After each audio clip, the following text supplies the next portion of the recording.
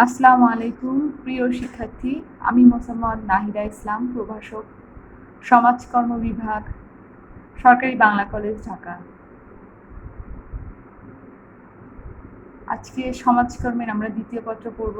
দ্বিতীয় পত্রের তৃতীয় অধ্যায়, সামাজিক সমস্যা সমাধানের সমাজকর্মের অনুশীলন। বিষয় যৌতুকের ধারণা ও বাল্যবিবাহ। এখন আসা যাচ্ছে যৌতুক কি। যৌতুক সম্পর্কে আমরা সবাই কম বেশি জানি। বাংলাদেশের সামাজিক অনাচারগুলোর মধ্যে অন্যতম হলো যৌতুক প্রথা। যৌতুকের দাবিকে কেন্দ্র করে অমানবিক চাপ ও নির্যাতন পন্থা অবলম্বনের কারণে প্রতিনিয়ত এদেশে অনেক নারী নির্যাতিত ও নিগৃহীত, পাশবিক অত্যাচার ও নির্মম খুনের শিকার হচ্ছে। আমরা তা প্রতিনিয়ত দেখতে পাচ্ছি। পত্রপত্রিকা খুললেই আমরা যৌতুক সম্পর্কে, যৌতুকের নির্যাতন, সব পাশবিক নির্যাতন সম্পর্কে আমরা প্রতিনিয়ত বিভিন্ন ঘটনা দেখতে পাচ্ছি। এখন আসা যাক এই যৌতুকটা কি। সাধারণত বিয়ের সময় বরপক্ষকে কন্যাপক্ষ কর্তৃক দাবিকৃত বা স্বেচ্ছায় যে উপহার সামগ্রী দিয়ে থাকে তাকেই যৌতুক বলা হয়। 1980 সালের যৌতুক নিরোধ আইনের 2 নং অনুচ্ছেদ ধারায় বলা আছে, বিবাহের কোনো এক পক্ষ কর্তৃক অন্য পক্ষকে অথবা বর বা কনের পিতামাতা বা কোনো ব্যক্তিকে বিয়ের সময় প্রত্যক্ষ বা পরোক্ষভাবে প্রদত্ত বা প্রদানে অঙ্গীকারবদ্ধ যে কোনো সম্পদ বা মূল্যবান জামানতকে যৌতুক বোঝায়। তবে মুসলিম ব্যক্তিগত আইন মোতাবেক প্রদেয় দেনমোহর বা মোহরানা এর অন্তর্ভুক্ত হবে না। বিয়ের সময় যে দেনমোহর করা হয় সেটাই যৌতুক, সেই দেনমোহর যৌতুকের অন্তর্ভুক্ত হবে না।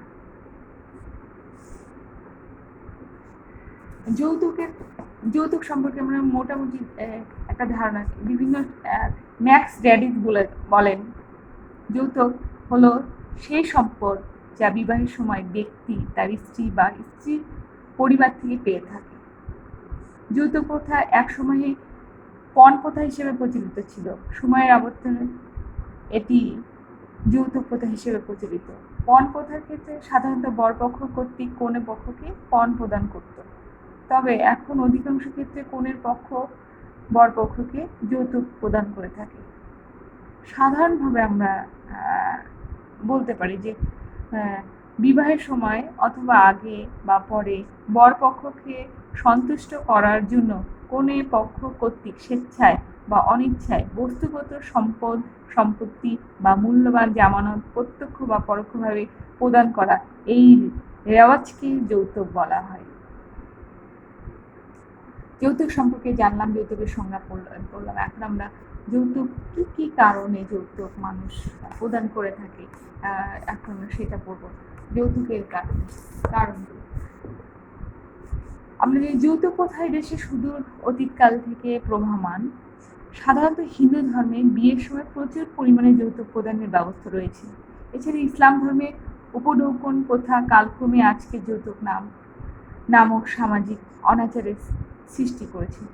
যদিও কোনো ধর্ম যৌতুক প্রথাকে সমর্থন করে না, এই প্রথার পক্ষে কোনো ধর্মীয় বা আইনগত সমর্থন নেই। দারিদ্র্য ও বেকারত্ব এদেশের যৌতুক প্রথাকেও অত্যাবশ্যকীয় করে তুলেছে, কেননা দারিদ্র্য ও বেকারত্ব মোচনের জন্য অনেক ক্ষেত্রে যৌতুক মূলধন হিসেবে বিবেচিত হয়। যৌতুক প্রথার আমরা কয়েকটি কারণ এখন জানবো। যেমন প্রথম 1 নম্বর কারণ হচ্ছে অর্থনৈতিক দৈন্য। যৌতুকের অন্যতম প্রধান কারণ হলো অর্থনৈতিক দৈন্য। আর্থিক সচ্ছলতার আশায় অনেকে যৌতুক গ্রহণ করে থাকে, আবার অনেকে যৌতুকের টাকা নিয়ে বিয়ের খরচ মিটিয়ে থাকে। তাই দারিদ্র্য বা দৈন্য যৌতুকের উৎস হিসাবে বিবেচিত। 2 নম্বর কারণ হচ্ছে কন্যার সুখের কথা চিন্তা করে পিতামাতা যৌতুক দিয়ে থাকে। এক্ষেত্রে অভিভাবকের ইচ্ছা অনিচ্ছায় কোনো প্রাধান্য পায় না, এই জন্য অনেক অর্থ ব্যয় করতে হয়। আরেকটা 3 নম্বর হচ্ছে সচেতনতার অভাব। অসচেতনতা যৌতুকের আরেকটি প্রধান কারণ। এর কুফল সম্পর্কে বর কনের অভিভাবক কেউ চিন্তা করে না। অসচেতনতাই এদেশের কনের পক্ষে যৌতুক প্রধান প্রধান কারণ হিসাবে বিবেচিত। 4 নম্বর কারণটি গুরুত্বপূর্ণ, সামাজিক নিরাপত্তার অভাব আর কি। অনেকে যৌতুক প্রথাকে সামাজিক নিরাপত্তার উপাদান মনে করে থাকে। নারীর নিরাপত্তাহীনতায় যৌতুক কাজে আসবে বলে মনে করে বরপক্ষকে এই জন্য যৌতুক দিয়ে থাকে। নারীদের মর্যাদাহীন জীবনধারা যৌতুকের প্রবণতার সৃষ্টির সহায়ক। 5 নম্বর কারণ হচ্ছে নিরক্ষরতা ও অজ্ঞতা। নিরক্ষর অজ্ঞ কুসংস্কারাচ্ছন্ন লোকদের মধ্যে যৌতুকের প্রচলন সবচেয়ে বেশি। নিম্ন শ্রেণীর লোকদের মধ্যে যৌতুকের ভয়াবহ পরিণতি লক্ষ্য করা যায়। অন্ধবিশ্বাস এবং রক্ষণশীল সমাজ ব্যবস্থাও এর জন্য কম দায়ী নয়। আরেকটি কারণ হচ্ছে নারীদের পর নির্ভরশীলতা। বাংলাদেশের সমাজ ব্যবস্থায় নারীদের কর্মসংস্থানের অভাব থাকায় জন্ম থেকে পরনির্ভরশীল জীবনযাপন করে আসছে নারীরা। নারী সারা জীবন পুরুষের উপর নির্ভরশীল হবে, এটি আমাদের সমাজ ব্যবস্থার ভিত্তি বলে মনে করা হয়, একসময় হতো আর কি। তাই এক্ষেত্রে নারীকে শক্তিশালী করতে যৌতুক প্রদান করা হয়। পুরুষ শাসিত সমাজ ব্যবস্থা। 7 নম্বর পয়েন্ট, পিতৃতান্ত্রিক সমাজ ব্যবস্থায় নারীরা পুরুষের অবহেলা ও করুণার শিকার। নারীরা পুরুষের উপর নির্ভরশীল হয়, তারা সব দিকে স্বাধীনভাবে মত প্রকাশ ও জীবনযাপন করতে পারছে না, ফলে তাদের করুণা হিসেবে যৌতুক দেওয়া হয়। আরেকটি কারণ হচ্ছে আইন, যে আমাদের দেশে যৌতুক নিরোধ আইন, সেই নিরোধ আইন প্রয়োগে শিথিলতা। দেশে যৌতুক নিরোধের জন্য যে আইন রয়েছে এর প্রয়োগ তেমন দেখা যায় না। যৌতুক দাবি করার জন্য কোনো শাস্তি হচ্ছে না বলে এ প্রথা সমাজে স্থায়ী রূপ লাভ করেছে। 9 নম্বর পয়েন্ট হচ্ছে পরিবারের কন্যার স্থান। পরিবারের কন্যা যদি একমাত্র সন্তান হয় বা অনেক ছেলের মধ্যে একটি মাত্র কন্যা সন্তান থাকে, তাহলে বাবা মা বিয়ের সময় পাত্রকে বিপুল পরিমাণ অর্থ দিয়ে থাকে। আরেকটা হচ্ছে কন্যার চেহারা বা সৌন্দর্যের অভাব। কনের সৌন্দর্যের অভাব হলে, দেখতে আকর্ষণীয় না হলে যৌতুক দেওয়ার প্রশ্ন এসে যায়। এই অবস্থায় পিতামাতা বেশি পরিমাণে যৌতুক দিয়ে তার সৌন্দর্যকে ঢাকানোর চেষ্টা করে। যে চেহারা, অনেকে রূপ লাবণ্য কালো মেয়েকে বিয়ে দেওয়ার জন্য তাদের বিপুল পরিমাণ অর্থ প্রদান করে থাকে ধনাঢ্য পিতামাতারা। এক্ষেত্রে এটা কারণ, একটা গুরুত্বপূর্ণ কারণ। আরেকটা হচ্ছে উপঢৌকন বা উপহার হিসেবে। যৌতুককে অনেকে উপহার হিসেবে বিবেচনা করে থাকে, কিন্তু বিয়ের সময় বরপক্ষকে কিছু উপহার দেওয়া যৌতুকের শামিল, তাই উপহার যৌতুক প্রথার জন্য দায়ী। আরেকটা গুরুত্বপূর্ণ হচ্ছে সামাজিক মর্যাদা লাভের আকাঙ্ক্ষা। অঢেল সম্পদ এবং অর্থের পাহাড় গড়ে তোলা মানুষের যৌতুক দেওয়াকে অহমিকা মনে করে। তারা অভিজাত শ্রেণীভুক্ত হয় বিপুল পরিমাণ যৌতুকের বিনিময়ে। অভিজাত বংশমর্যাদা, বিপুল পরিমাণ অভিজাত এবং বংশমর্যাদা মূলত হচ্ছে আর কি টাকা পয়সা আরেকজনের পরিবার থেকে আসবে, এটা ভেবে যে সে ধনাঢ্য হয়ে যাবে, এইটা একটা গুরুত্বপূর্ণ কারণ। নারীকে অবমূল্যায়ন করা। নারীর অবমূল্যায়ন হচ্ছে যৌতুকের আরেকটি গুরুত্বপূর্ণ কারণ। বিয়ের সময় যৌতুক না দেওয়াকে অনেকেই নারীর প্রতি অবমূল্যায়ন মনে করে, তাই নারীকে তথাকথিত মূল্যায়নের নামে যৌতুক প্রদান করা হয়ে থাকে। উপযুক্ত সুতরাং আমরা বলতে যাচ্ছি যে বাংলাদেশে নারীর যে অর্থনৈতিক পরনির্ভরশীলতা, অশিক্ষা, যুব সমাজের নৈতিক এবং সামাজিক চেতনাবোধের অভাব যৌতুক প্রথার প্রসারের অন্যতম মূল কারণ। যৌতুক একটা অভিশাপ। একটা পরিবারের জন্য, যে পরিবার যৌতুক দিয়ে থাকে, যৌতুক কেউ যদি ইচ্ছাকৃত দিয়ে থাকে বা অনিচ্ছায় দিয়ে থাকে, সব পরিবারের জন্য যৌতুক একটা অভিশাপ। এখন আমরা পড়ব যৌতুক প্রথা বর্তমান পরিস্থিতি ও প্রভাব। বর্তমানে কি পরিস্থিতি, মানে বাংলাদেশের কি অবস্থা? সাম্প্রতিক সময়ে যৌতুক প্রথা আমাদের সমাজে বিয়ের একটা অংশ হিসেবে কাজ করছে। বিয়ের সময় যৌতুক দেওয়াই লাগবে। যৌতুক না দিলে এটা বিয়ের অনেকে মনে করে যে বিয়েটা সঠিকভাবে সম্পূর্ণ হলো না। বরপক্ষ একটা ইচ্ছা করে, বা এটা একটা সমাজের অংশ আর কি, সমাজে বিয়ের সময় দিতেই হবে। যৌতুক প্রদান ব্যতীত, বিশেষ করে গ্রাম অঞ্চলের মেয়ে বিয়ে দেওয়া বা বিয়ে গ্রহণ ব্যতীত যৌতুক গ্রহণ ব্যতীত ছেলেকে বিয়ে করানোর কথা কেউ ভাবতেই পারে না। মানবাধিকার সংস্থার 2015 সালের একটা রিপোর্ট অনুযায়ী 209 জন নারীর যৌতুক সংক্রান্ত সহিংসতার শিকার হয়েছে 2015 সালে, যার মধ্যে 119 জন নারী খুন হয়েছে, 90 জন নারী শারীরিক নির্যাতনের শিকার হয়েছে এবং 6 জন নারী আত্মহত্যা করতে বাধ্য হয়েছে। যৌতুক সংক্রান্ত সহিংসতার প্রতিরোধ করতে গিয়ে একজন পুরুষ খুন হয়েছে এবং 10 জন শারীরিক নির্যাতনের শিকার হয়েছে। সুতরাং দেখা যায় যে যৌতুকের কারণে বাংলাদেশে প্রতিনিয়ত খুন, শারীরিক নির্যাতন, আত্মহত্যা, ধর্ষণ, পুড়িয়ে হত্যা করা এগুলো লেগেই আছে, কম বেশি লেগে আছে। সুতরাং যৌতুক প্রধান এখন আমরা সামাজিক যে বাংলাদেশের যে কী প্রভাবটা পড়ে সেইটা বলব, যে এই যৌতুক প্রথার ফলে বাংলাদেশের যে সমাজ ব্যবস্থা এবং আমাদের যে নিম্নবিত্ত, মধ্যবিত্ত এবং উচ্চবিত্তের মধ্যে যে প্রভাবটা পড়ে পরিবারের মধ্যে সেটা পড়ব। উচ্চবিত্তের মধ্যে প্রভাবটা কমই পড়বে, কারণ তাদের অর্থের অভাব নেই। এটা প্রভাবটা সাধারণত নিম্নবিত্ত এবং মধ্যবিত্তের মধ্যে সবচেয়ে বেশি। আমরা 1 নম্বর প্রভাব পড়ি যে আর্থসামাজিক প্রভাব। বাংলাদেশের যৌতুকের আর্থসামাজিক প্রভাব লক্ষণীয়। এর প্রভাবে সমাজের সবাইকে কুফল ভোগ করতে হয়। একই সাথে সমাজের অস্বাভাবিক অস্থিতিশীল অবস্থা বিরাজ করে। যৌতুকের অর্থনৈতিক প্রভাব খুব মারাত্মক। অনেক দরিদ্র পিতামাতা যৌতুকের দাবি মেটাতে না পেরে নিঃস্ব হয়ে পড়ে। এজন্য তারা ঋণগ্রস্ত হয়, ভিটা মাটি তারা বিক্রি করতে বাধ্য হয় এবং চড়া সুদের উপর তারা অর্থ গ্রহণ করে। 2 নম্বর হচ্ছে মানসিক প্রভাব। যৌতুকের মনস্তাত্ত্বিক প্রভাব খুবই কষ্টদায়ক। নারীকে এক্ষেত্রে পণ্য হিসেবে মনে করা হয়। এটি বিকৃত মানসিকতার বহিঃপ্রকাশ। তাই যৌতুকের মানসিক প্রভাব ব্যাধির চেয়েও অনেক বেশি মারাত্মক। 3 নম্বর হচ্ছে আত্মহত্যার প্রবণতা বৃদ্ধি। যৌতুকের কারণে বাংলাদেশে প্রতিনিয়ত অনেক মেয়ে আত্মহত্যা করছে, তার মেয়ের পিতা মাতা আত্মহত্যা করছে। বাংলাদেশের আত্মহত্যার সৃষ্টির সহায়ক হচ্ছে যৌতুক প্রথা।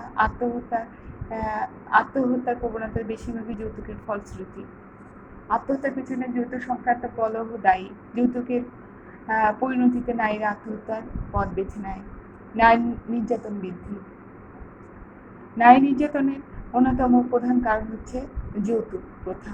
যৌতুকের ফলে সমাজে নারী নির্যাতন বেড়েই চলছে। এক্ষেত্রে শুধু কনে নয়, কনে পক্ষের অন্যরাও নির্যাতনের শিকার হচ্ছে। তাই নারী নির্যাতন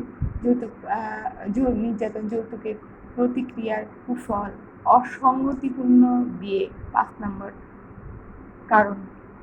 যৌতুকের লোভে অসামঞ্জস্যপূর্ণ বিয়ে অনুষ্ঠিত হচ্ছে। এক্ষেত্রে প্রায়ই দেখা যায় শিক্ষিত ছেলে যৌতুকের লোভে পড়ে অশিক্ষিত ও অসুন্দর মেয়েকে বিয়ে করে। এটা অসুন্দর বলা যাবে না আর কি, এটা প্রত্যেকটা মানুষই সুন্দর, আল্লাহর তৈরি।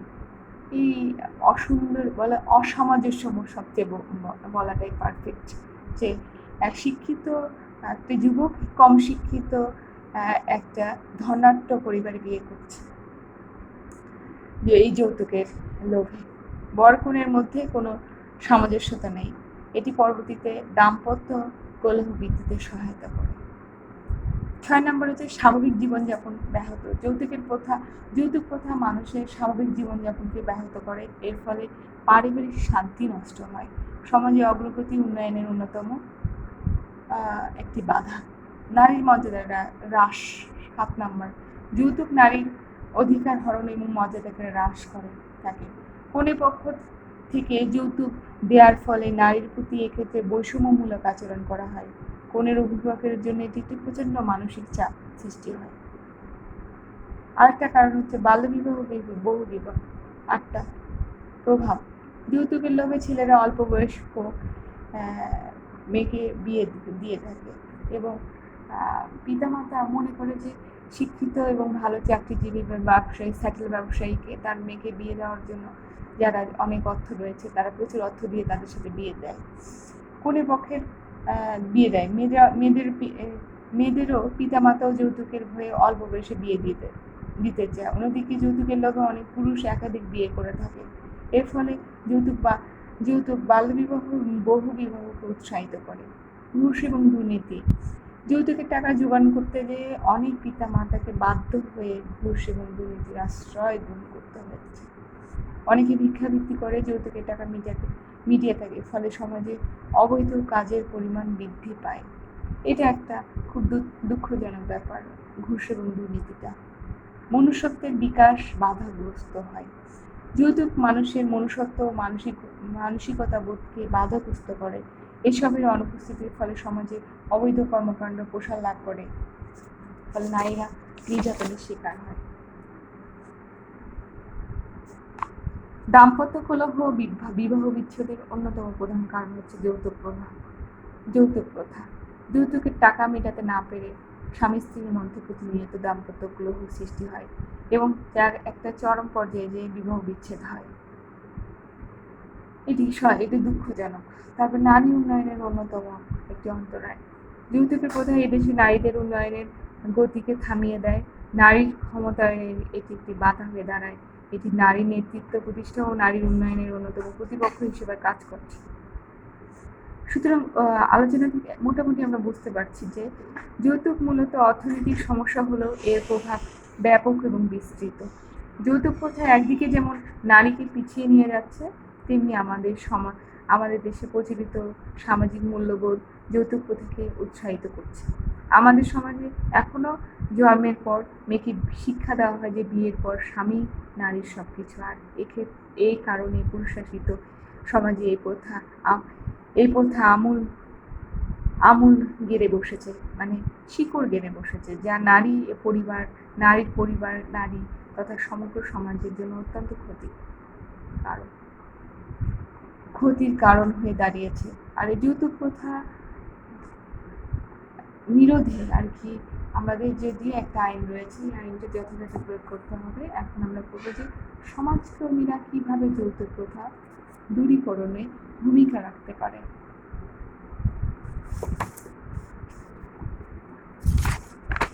সমাজকর্মী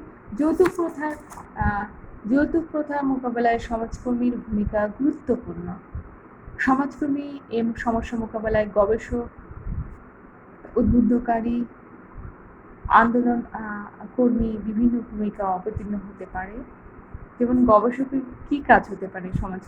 সমাজকর্মী এজেন্সির কর্মী হিসেবে যে এলাকায় কাজ করছে, উক্ত এলাকার সংঘটিত যৌতুকের ঘটনা এবং এর প্রভাব কেন ঘটছে এই সংশ্লিষ্ট তথ্য সংগ্রহ করে স্থানীয় প্রচার মাধ্যমে প্রকাশ করে জনগণকে সচেতন করে তুলতে পারে। আবার সমাজকর্মী যৌতুকের প্রভাবের ওপর কোনো গবেষণা কার্যক্রম পরিচালনা করে তার প্রতিবেদন দৈনিক পত্রিকায় প্রকাশ করে জনমনে প্রতিক্রিয়া সৃষ্টি করতে পারে। তারপরে সমাজকর্মী আরেকটা ভূমিকা হচ্ছে উদ্বুদ্ধকারী এবং সামাজিক আন্দোলন কর্মী ও পরামর্শদাতা হিসেবে তার সমাজকর্মীর ভূমিকা। যৌতুকের প্রথার বীজ এদেশে মানুষের মূল্যবোধের সাথে মিশে আছে। এই জঘন্য প্রথাটি সমাজের অনেকেই অপরাধ মনে করছে না। কন্যার বাবা মা কিংবা অভিভাবক সামাজিক অপরাধের চেয়ে যৌতুক প্রদানকে দায়িত্ব মনে করছেন। সমাজের মানুষের মূল্যবোধ ব্যবস্থায় আঘাত হানতে সমাজকর্মীকে বিভিন্ন ধর্মী বা মুখী কার্যক্রম যেমন উদ্বুদ্ধকরণ, সামাজিক আন্দোলন, পারিবারিক পরামর্শ, দম্পতি পরামর্শ, কাপল কাউন্সিলিং যেটাকে বলা হয়, গ্রহণ করতে পারে। এক্ষেত্রে যৌতুকে না বলা, প্রতিরোধে করণীয় প্রভৃতি বিষয় সমাজকর্মী উক্ত কার্যক্রমে অন্তর্ভুক্ত করতে পারে। যৌতুক নিরোধ আইন 1980 বাস্তবায়নে আইনের সুবিধা পেয়েছে এমন ঘটনা বিভিন্ন প্রচার মাধ্যমে প্রচার করতে পারে। সমষ্টি উন্নয়ন কার্যক্রমে উপস্থাপনের মাধ্যমে সমাজকর্মী জনগণকে উদ্বুদ্ধ করতে পারে। কর্মসূচির সংগঠকের হিসাবে সমাজকর্মী ভূমিকা রাখতে পারে। যেমন নারী শিক্ষার প্রতিবন্ধকতা এবং নারীর পর নির্ভরশীলতা যৌতুকের একটি অন্যতম কারণ। এই পরিপ্রেক্ষিতে সমাজকর্মী নারী শিক্ষার উন্নয়ন এবং নারীকে স্বাবলম্বী করার ক্ষেত্রে সামাজিক আন্দোলন ও বিভিন্ন আয় বৃদ্ধিমূলক কর্মসূচি গ্রহণ করতে পারে। তাছাড়া নারীকে স্বাবলম্বী করার লক্ষ্যে বিভিন্ন প্রশিক্ষণ কার্যক্রম গ্রহণ করতে পারে। এতে নারীর সামাজিক মর্যাদা বৃদ্ধি পায় এবং যৌতুক প্রথা দূর হয়ে যাবে। প্রচার কর্মসংস্থান সৃষ্টিকারকের ভূমিকা প্রচার করতে পারে ধর্মীয় দৃষ্টিভঙ্গিগুলো এ সম্পর্কে। যৌতুক প্রথার মোকাবেলায় সমাজকর্মী আরও যেসব গুরুত্বপূর্ণ ভূমিকা পালন করতে পারবেন, যেমন পদক্ষেপ গ্রহণ করতে পারে ধর্মীয় আদর্শের প্রচার প্রসার, সামাজিক সচেতনতা বৃদ্ধি, ইমাম, কাজী এবং পুরোহিত, ধর্মযাজকের প্রভৃতি জনগোষ্ঠীকে সচেতন করা এবং তাদের মাধ্যমে যৌতুকের কুফল এবং যৌতুক যে একটা খারাপ প্রথা এ সম্পর্কে জনগণকে সচেতন করতে পারে। নারীর জন্য কর্মসংস্থান সৃষ্টি করতে পারে এবং কুটির শিল্পের পুনরুদ্ধার, সামাজিক নিরাপত্তা কর্মসূচি গ্রহণ, সামাজিক প্রতিরোধ সৃষ্টি, এগুলোর মাধ্যমে সমাজকর্মী যৌতুক প্রথা দূরীকরণে গুরুত্বপূর্ণ ভূমিকা অবদান রাখতে পারে এবং সরকার এবং করতে পারে এবং সমাজ থেকে এই কুপ্রথা দূরীকরণে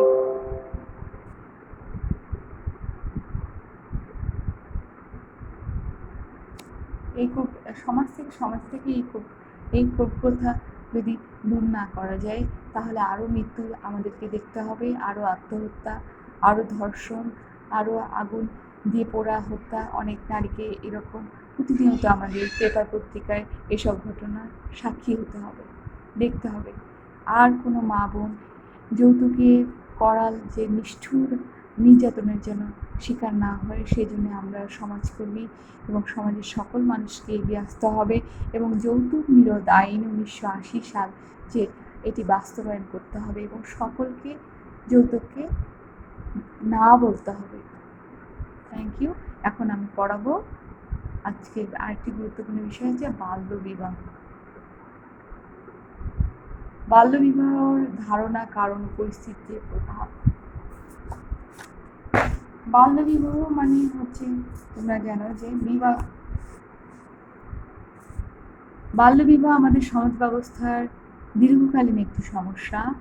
সুপ্রাচীন কাল থেকে এই প্রথা এদেশে বিদ্যমান। আমাদের পারিবারিক নানা সমস্যা, কলহ, দাম্পত্য জীবনে অশান্তি, বিবাহ বিচ্ছেদ, পারিবারিক বিশৃঙ্খলা, এগুলোর জন্য দায়ী মূলত বাল্যবিবাহ।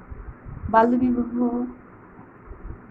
কি সে সম্পর্কে এখন আমরা জানবো যে শৈশবকাল অতিবাহিত হওয়ার পূর্বে যে বিবাহ সম্পন্ন হয় তাই বাল্যবিবাহ।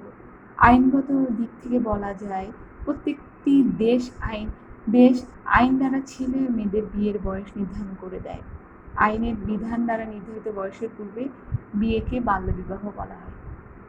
এনসাইক্লোপিডিয়ায় বলা আছে, বাল্যবিবাহ শিশু বাগদান প্রথা সময় ও স্থান অনুযায়ী ভিন্নতর হয়, যেখানে শিশুরা তাদের বিবাহের বয়সের পূর্বে বিবাহ কার্য সম্পন্ন করে এবং এটা হয়ে থাকে সাধারণত তাদের বয়স সন্ধির পূর্বে।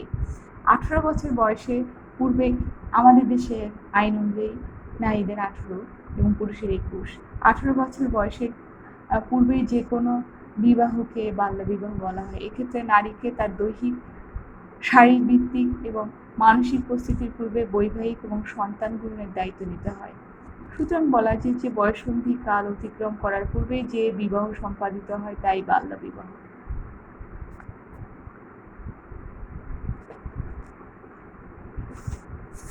বিয়ের বাল্যবিবাহর এখন একটা কারণগুলো আমরা পড়ব, যে বাল্যবিবাহ কি কি কারণে সংঘটিত হয়ে থাকে, কি কি কারণ, মূলত এই কারণটা আমরা এখন জানব।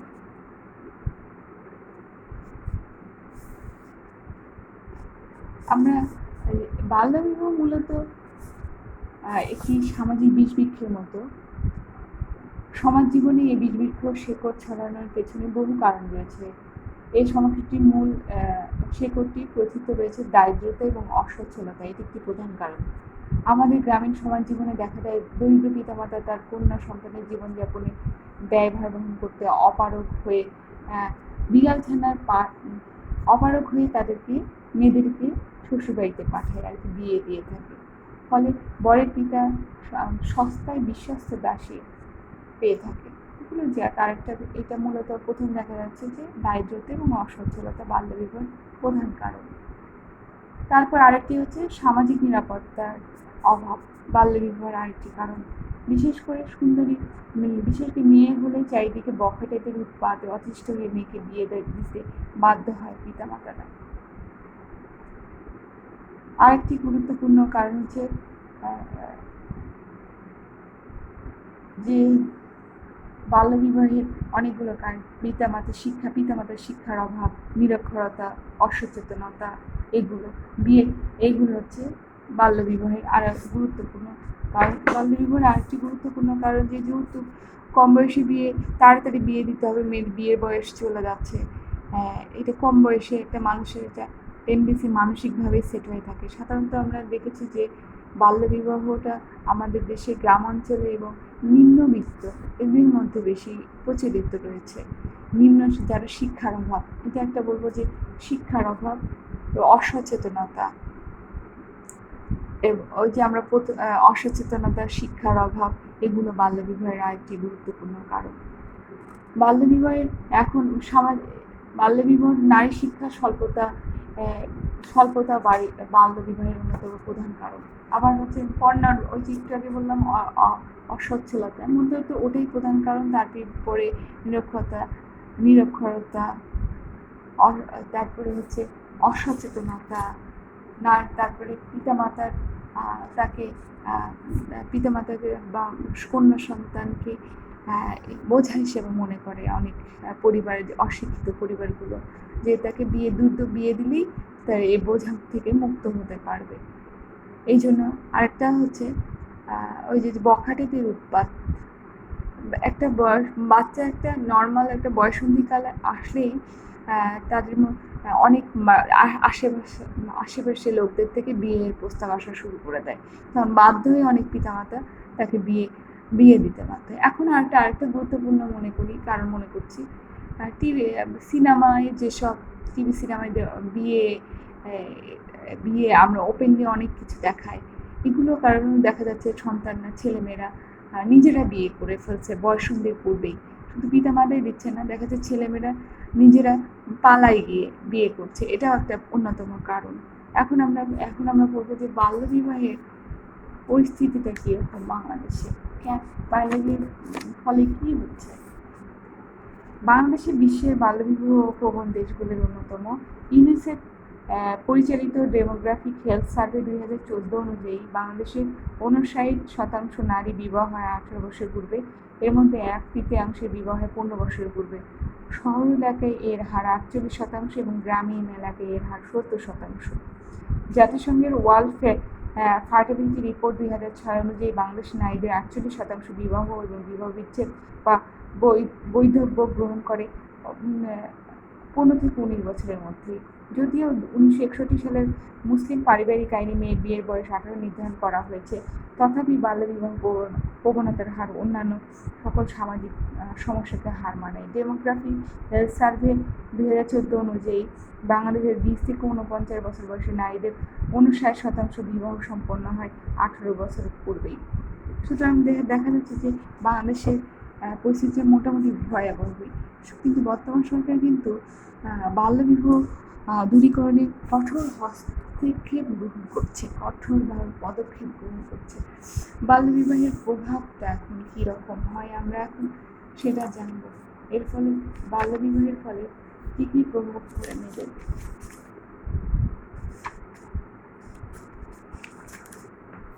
বাল্যবিবাহ নারী স্বাস্থ্য বিকাশের জন্য মারাত্মক হুমকি, সবচেয়ে গুরুত্বপূর্ণ একটা প্রভাব। প্রাথমিকভাবে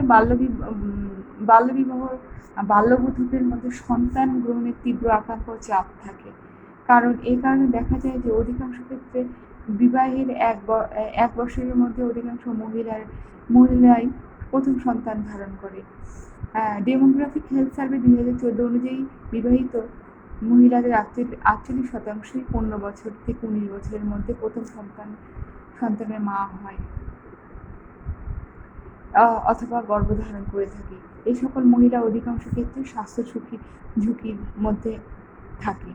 এই সকল মায়েরা সাধারণত বয়স পরিপক্ক প্রক্রিয়ার মধ্যে থাকে বলে সাধারণত এই সময় মাতৃমৃত্যুর হার অনেক বেশি থাকে। এছাড়া অল্প বয়সে মা হওয়ার কারণে শিশুর জন্মদানের ক্ষেত্রেও শিশু মৃত্যুর হারও হয়ে থাকে বেশি, অপরিপক্ক শিশু হয়ে থাকে। অল্প বয়স্ক মায়েদের ক্ষেত্রে শিশু জন্মদানের ক্ষেত্রে মৃত্যুর ঝুঁকি বেশি থাকে আমরা জানি। প্রতিবেদন অনুযায়ী বলা হয়েছে 14 বছরের কম বয়সী মায়েদের সন্তান প্রসবকালের সময় 50% শিশু মারা যায়। একটু আগে যা বলেছি। বাংলাদেশের অর্থনৈতিক সমীক্ষা 2016 অনুযায়ী এদেশে শিশু মৃত্যুর হার প্রতি 1000-এ 30 জন, মাতৃমৃত্যুর হার প্রতি 1000-এ 2 জন। আর এজন্য মূলত বাল্যবিবাহকে দায়ী করা হয়। বাল্যবিবাহের কারণে নারীদের শিক্ষা গ্রহণ ব্যাহত হয়, এটি আরেকটি প্রভাব।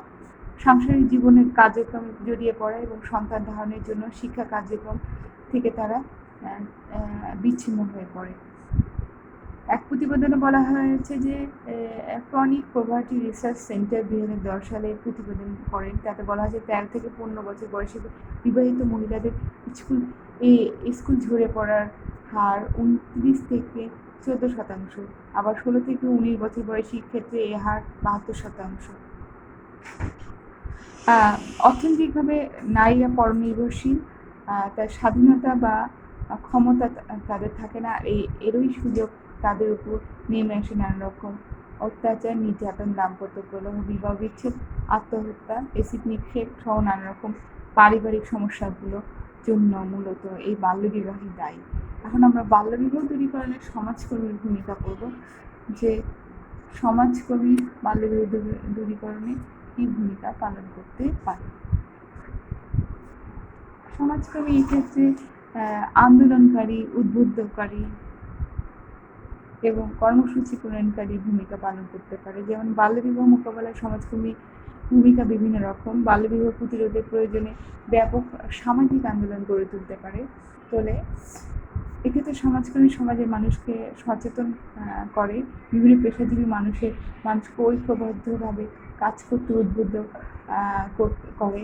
তাছাড়া সমাজ উন্নয়ন সংশ্লিষ্ট কর্মী, নারী উন্নয়নের সাথে সংশ্লিষ্ট কর্মী ও সংগঠনের সাথে একটি নেটওয়ার্ক গড়ে তুলে বাল্যবিবাহ প্রতিরোধে সমন্বিত কর্মসূচি প্রণয়ন ও বাস্তবায়নে সহায়তাকারী ভূমিকা পালন করতে পারে। গবেষক চাপ সৃষ্টিকারীর ভূমিকা পালন করতে পারে এবং সচেতন করতে পারে সমাজের মানুষকে যে বাল্যবিবাহ মেয়েরা এইভাবে যে আজকাল সরকার বিভিন্ন রকম মেয়েদেরকে শিক্ষায় শিক্ষিত করার জন্য নানা রকম ফ্রি শিক্ষা দিচ্ছে। এইগুলো যে মেয়েদের শিক্ষা ফ্রি দিচ্ছে, আর বিভিন্ন রকম শিক্ষিত নারীরা বিভিন্ন রকম কর্মের সাথে যুক্ত হতে পারে।